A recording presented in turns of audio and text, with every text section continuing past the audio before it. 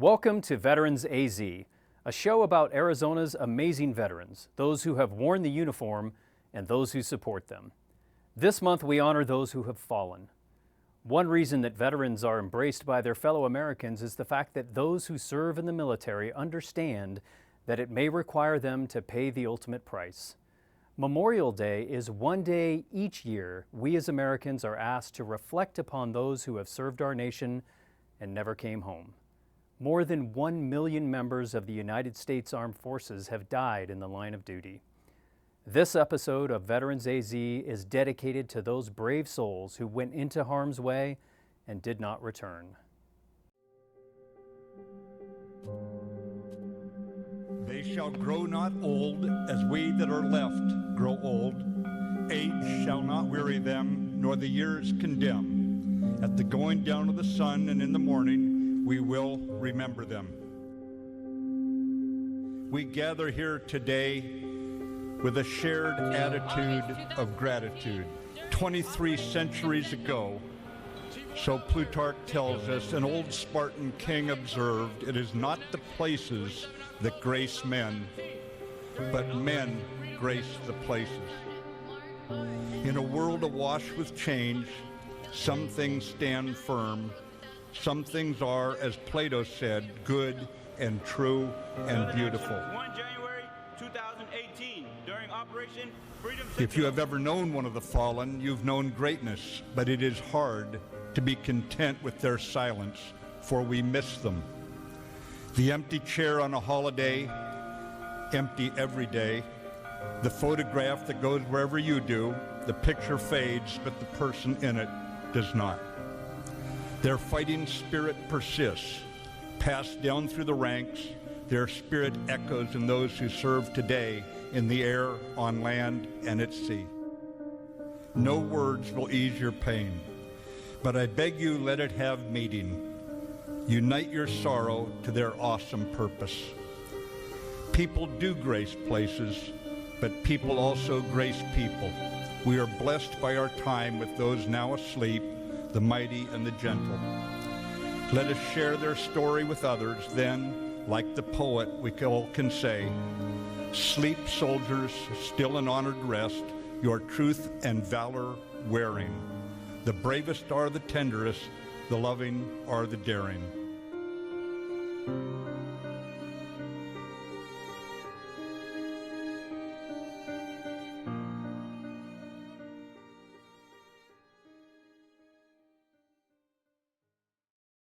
A long-standing Memorial Day tradition in many communities is gathering to commemorate those we have lost.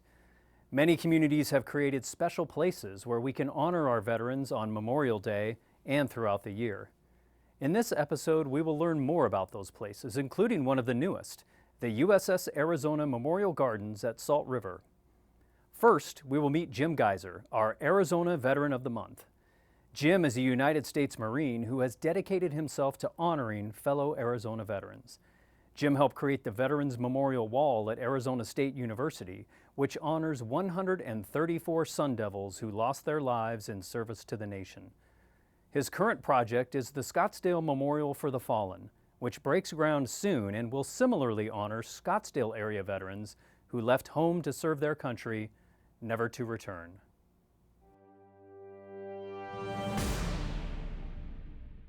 You obviously experienced the most intense sort of military service with the Marines in Vietnam. And then you came home and in recent years have found yourself working on different memorial projects. Yes. For veterans. So how soon after you came home did this desire to honor those who had been lost start to grow in you? Well, I think it's always been there. I don't know that it ever came from anywhere. I was at ASU. I was asked to join the Veterans chapter of the Alumni Association. Had a pretty good fit there with those gentlemen and ladies. And they told me one day that ASU, every year they read the name of all the veterans on Veterans Day. And why do genealogy research as a hobby? And I said, I'd like to see that list. I'd like to look at it. Turned out nobody knew who had the list. So it took me almost a year to find it. And I deleted about half the names because they were still alive. And then added and added and added over a period. And we eventually got to about 135. And since then, we've added 2 names to our completed memorial. So you went from learning that ASU had this tradition of reading the names of alumni who lost their lives in military service, and then you took this paper list and turned it into a physical place. Yes. At ASU. Can you tell us more about how that all came together? Well, basically, it involves a lot of research to find out that we have the correct names. Now, these lists are not necessarily just veterans. They're what we call the fallen. So they're veterans who died on active duty. I'm a veteran, but I'm not a fallen. So we had to whittle this list down. We had a couple of them were a little bit controversial, and we tried to be inclusive and get everybody involved. And then we hired someone to tell us what to do with it. And they came up with the idea of a wall-mounted memorial in the lower level of the MU next to the Pat Tillman Center. And then we had to raise money. And I wrote a letter to Dr. Crow and said to help. And all of a sudden, $30,000 appeared, and we built our memorial. We had already raised about 20. So anyway, it was dedicated. I think it turned out a lot nicer than we thought it would. And like I said, we've added, I guess, 3 names now since we dedicated it. And what has the response been like at ASU? Most of the students just walk by it. They don't really appreciate it. But it's there for them to pause and reflect. We've got a bench there. You can sit there and think about those and recognize some names. Pat Tillman's name is on there. I believe 2 friends of mine, their names are on there also. And then through an organization online called Find a Grave, best I could, I documented the individual stories, and those are all available. Some of them are pretty sad, and some of them were, I think one of them crashed his airplane on McDowell Road and 60th Street during a training exercise, but he died on active duty, so he made our list. Well, it sounds like a place that certainly if one has a tie to ASU and to the veterans community there, it would be worthy of visiting and, as you say, to pause and reflect. So your current project is the Scottsdale Memorial for the Fallen, which will similarly honor Scottsdale area residents who have given their lives in the line of duty. So when did you first decide to pursue this project? Soon after we started working on the ASU one, I met with some council members here and said, "Is there a memorial like this in Scottsdale?" And they told me, "No, we don't have one." They referred me to the Chaplain, which is a very nice memorial, but it doesn't have any names on it. And we wanted to put names on it, so we started doing the research. And this is like 7 years ago now that we started working on this. I formed a board of directors. They're very good people. They're very helpful. All of them are older than I am, but they've been very helpful, very supportive, mostly emotional support. And we've now come up with 66 names. I just added 1 name this year. Actually, the first one to die. Last name was Rothrode, and he died in France during World War I. So what form will this memorial take? The ASU is a wall inside of a building, but this memorial will be different. We're going to be outside. That's the area that the City Council gave us to work with. We decided to go with a granite memorial. It's going to have the emblems of the 5 branches of the service, a dedication, the Scottsdale logo, and then 66 names arranged in order of death. With both the ASU memorial and this memorial, having a list of names is front and center, and that seems to be of primary importance to you in the way that we honor those who have been lost.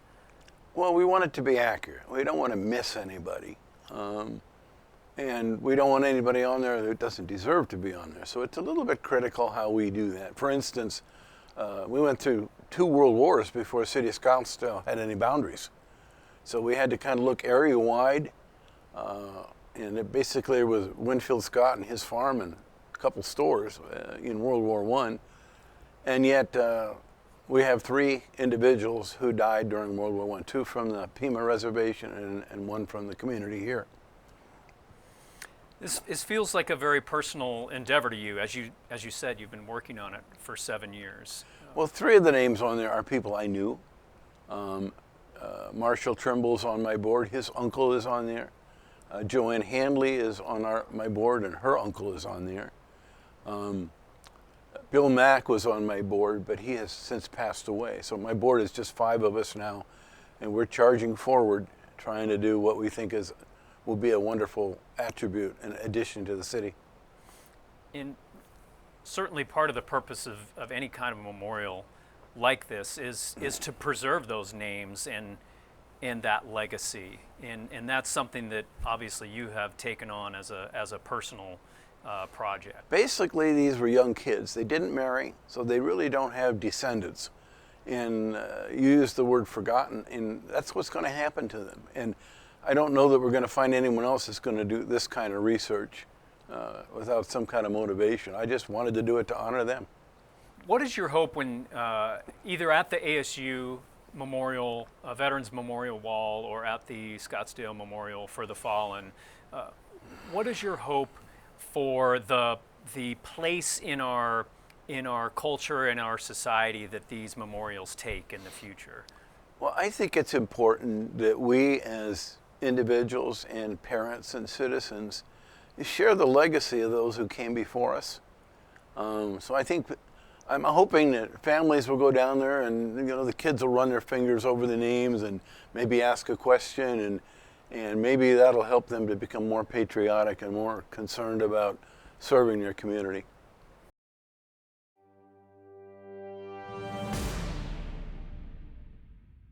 Listing the names of those lost is an important act of remembering. The Vietnam Veterans Memorial in Washington, D.C. names 58,279 service members lost in Vietnam. A veteran named Jan Scruggs is the man who took his traumatic experience of war and refocused it to honor his comrades and create one of the largest and most impactful monuments in the world. It's very difficult for me. I've only done this once before, and I kind of fell apart. So all these guys who died on this day, I saw them die. I was with them. And all these guys, they're all laying on the ground. They weren't moving. They were all dead. Just 12 guys. They were all dead. There was nothing we could do. I suffered such post-traumatic stress disorder from that. I was kind of haunted by it. So all of our buddies who died, obviously, who the hell's going to remember them? For some reason, it became my quest to do this. It was like something I had to do because I was so tortured by what had happened in this incident. This created the Vietnam Veterans Memorial. Many of the people who were related to these people on the wall, they know they didn't die for nothing. They remember him the way he was when he was 19 or 20 years old, before he got killed in Vietnam. They remember how he was, and they think, what would he have done in life? He would have done something good and had a family, but at a young age, he was robbed of his youth. We look at these memorials, and this one particularly because it's so big with all the names. These are very hard deaths. They were violent deaths that occurred 12,000 miles from Nebraska or your home. It's a tough thing. We ended up with this memorial because of them. Vietnam veterans have come to Washington, D.C. to take part in this ceremony, to dedicate the memorial to all who served. Let us take a moment to remember those who were taken from us. A moment of silence.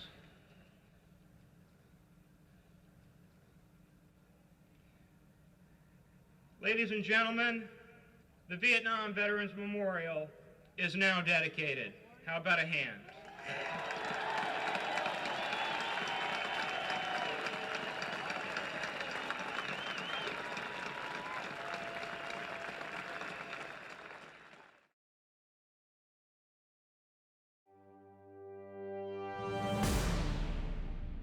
While Memorial Day commemorations this year will certainly look and feel different than those in the past, we are fortunate because across our great state, there are many veterans' monuments and memorials, places we can go to pay our respects on Memorial Day and every other day of the year. In February 2020, the Valley added another such place, the USS Arizona Memorial Gardens at Salt River. Join us to learn how a conversation about a flag eventually led to a piece of the USS Arizona being delivered to the Valley with an incredible memorial built around it. It started with a flag. The Salt River Indian community had a desire to have a flag from the USS Arizona. And it took many conversations and many years. And finally, they were invited to Pearl Harbor to receive a flag back in 2007. And it was during that visit, I think, that conversations were had and relationships were made, and the opportunity and the glimmer of that opportunity to have a piece of the Arizona back here in Salt River, it began that day. And once again, years and years of conversation later, there was an opportunity for the American Legion post, the Bushmasters post 1114 from Salt River, to go back to Pearl Harbor, have those discussions again, and then finally this became available, and they asked the community if they would like it, and they said absolutely. So that's the story of the actual relic getting here. You're sitting on a 5-acre footprint here, and it's actually the same length and width of the USS Arizona at Pearl Harbor. There's 1,512 columns here that make the silhouette of the ship. And 1,171 of those columns are lit, and those represent the people that passed that day. The 1,512 represents a column for every single person that was on board the ship December 7th. Their survivors were indicated by the posts that don't have any lights, and you'll see there's few and far between. So that's basically the footprint here, and that doesn't even talk about the relic, which is behind me in that building, and that is a piece of the boathouse. And the boathouse was actually the makeshift memorial after the attacks on December 7th. It's where everybody went. It was the standing piece until the time where they were able to raise enough funds to build the memorial that we know of today. So this boathouse ended up in a shipyard for years after that. And now it is commemorated here in the building behind us. In addition, you'll find there's interpretive panels on both sides of the relic building that talk about, what led up to the attack itself, and the journey of the piece getting here. Additionally, there are name blocks for every single person that was on board the ship that day with their rank. So that's a beautiful thing to see here in the gardens as well. Rather than having to create a space that had water, we were able to utilize a space where the water was already here. It was just reclaimed water from Salt River Fields. They extended the lake, and the intent, of course, was they wanted to show the bow of the ship in the water as if it is in Pearl Harbor now. So it really has been an unbelievable location for it. When you are near the bow of this landscape over here and you're over the water, it's mesmerizing. Out in the water, you'll see 2 turrets, actually, which represent the turrets, and the one closest to the deck is the turret number 2, which is where the big bomb dropped and blew up the Arizona, sadly. But you'll see that it's actually irrigation for the water, right? But it's an intention to look like the oil that is still bubbling, as you'll see in Pearl Harbor. So lots of little details that really tell the story. The Salt River Pima Maricopa Indian community believes that we should be indebted to all people that lost their lives in serving the country. And, both the Pima and the Maricopa have always been very engaged in the military for years, actually dating back in Arizona to helping the U.S. government with Civil War battles. So there's always been those huge ties. And like I say, I think conversations were had, and they just decided at that point they really wanted to have the flag. Once they received the flag, Every single year on December 7th, they promised the Navy and everyone in Pearl Harbor that they would have a waving of the flag ceremony every December 7th, and now that is actually done here. So it's just an indebted feeling in so many people's hearts here within the community. At night, the lights are LED lights, and they're staged to go on at sunset. Actually, military twilight, I believe it's called, a few minutes after sunset. And when you're here during that time, the gardens do completely transform. I think it's a place where we can share those stories with our family, with our children, and make those stories live on. And whether it be for, like I say, you know, the USS Arizona, World War II, or any of the other conflicts, it's important for us. And I hope that people recognize the importance and the sacrifice that all of our veterans make every single day of their lives, and the things that they miss with their families and those that never come back. So I hope that gives them a moment to think about those things. The gardens, Memorial Gardens, are open every single day. People are welcome to come from, you know, dawn till dusk. We actually encourage people to come even after sunset a little bit, so you can enjoy the lights when they turn on and feel that transformation. The Relic Room itself is open during major military holidays. And if you are interested in having a tour, if there's 10 or more folks, we can arrange that too.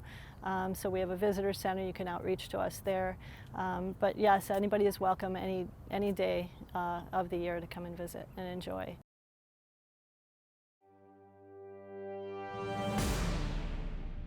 The USS Arizona Memorial Gardens is truly a special place. It is now among the many wonderful veterans memorials and monuments in the Valley of the Sun.